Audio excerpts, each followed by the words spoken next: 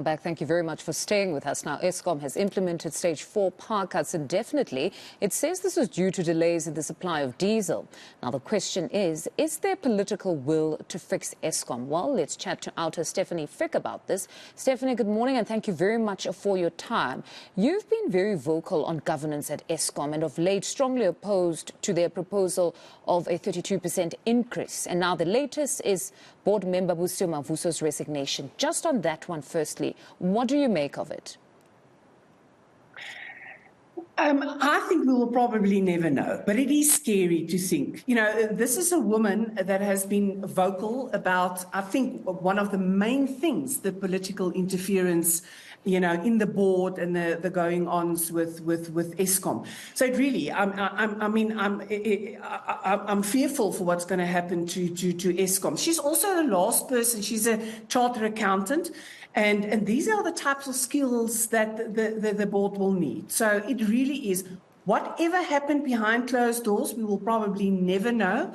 But does this speak to less political interference? You know, just the fact that the board has been struggling to keep their board members and they are short on the amount of skills. There are skills on the board, but they need more skills. They need engineering skills. And yeah, it doesn't really give this warm and fuzzy feeling about, you know, the future of Eskom. And, you know, I'm glad that you clarified that there are skills on the board. And as much as they wanted extra capacity, there were skills because Busio was a chartered accountant. You've got law professors there. You've got an engineer there. So they just needed more, as opposed to the perception that they were just inadequate. They were not fit for purpose, when in fact they were, but it was just too little individuals.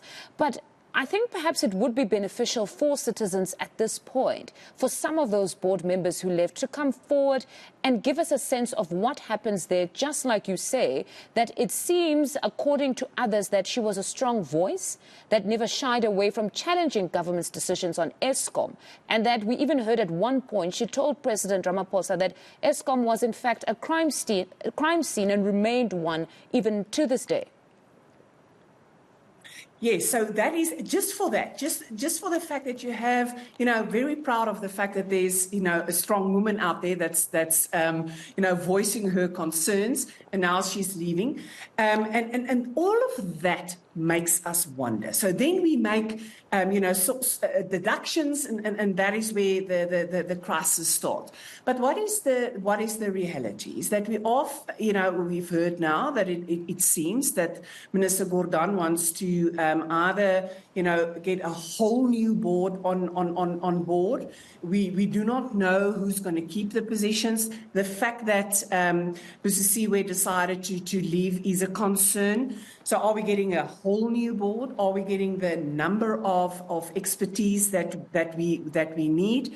And what is the real problem? Because although one can probably nitpick and say that, you know, did they have all the expertise that they need? Do they have the required engineering? Maybe not. But who is responsible for the appointments? So we've, you know, historically we've seen that people resigned, and that board members were just never, there were no new board members. They've asked, please, can we have more board members? It didn't happen. Now, all of a sudden, let's say, for argument's sake, they want to get rid of the whole board. That is not good governance. I think anybody sitting on a board will know that what you try to do is to keep all the members there, and then you get new members. For continuity. To understand what is happening. Yes, yes, it's extremely important, especially for a big SOE like Eskom that is struggling. We are struggling because of load shedding. And I agree with you, and I like that, is for someone to just come forward and say, what on earth is going on? And can we have, you know, still trust that you know, it will be dealt with in the best interest of each and every one of us. I love that you mentioned trust, because there seems to be a great trust deficit currently where citizens are concerned.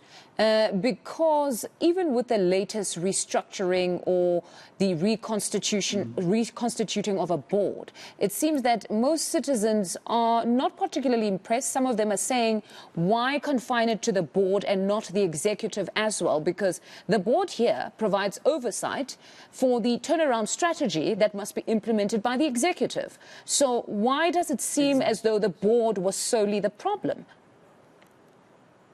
Yeah, I don't think you can definitely. I think we are also, I think we tend to blame, we are in a crisis, so you need to blame someone. So now we blame the board and we blame the executive.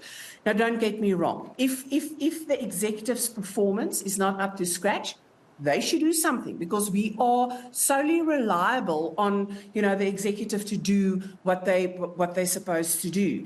And it does seem that the board having oversight, and I think Mr. Sive mentioned that previously, it's not the executive management that's the problem. So again, I want to say, we don't necessarily know what is going on behind closed doors. So if the executive needs to be held accountable, please hold them to account. But also, again, the question is just, if you're going to get rid of the whole executive, who is going to take over? There is, I think, an opinion out there that, wasn't the executive team granted enough opportunity to turn Eskom around? So shouldn't there be some accountability? Shouldn't they fall on their swords and say, listen, we've tried, we cannot turn this SOE around? I think we should realize that this SOE has been, plagued with state capture. The finances is a nightmare. And is the executive just trying to keep this SOE afloat? Do we really have to answer that question? We need the right people in the right positions. We need to curb corruption. We need to relook at the contracts at Eskom to make sure that we get bang for our buck, that we are not paying more for coal. We need to get, clean energy in. We need to grow our grid and not get stuck in only coal. And, is there political will to look at this and making sure that there's energy for each and every person in South Africa? I'm not talking about the people complaining about load shedding. I'm also referring to the people who do not have electricity. And since the dawn of democracy. Yeah. Yes. Yeah. No, electrification of those households is honestly a real serious problem as well, because it's a basic right. They deserve electricity too. But on the numbers side of things, it seems there's also a concern from some around the renewables, that good and well, we're talking renewables, but it seems they remain very costly and will give us very little energy. Where does Outa stand on this whole conversation around bringing in the more renewables?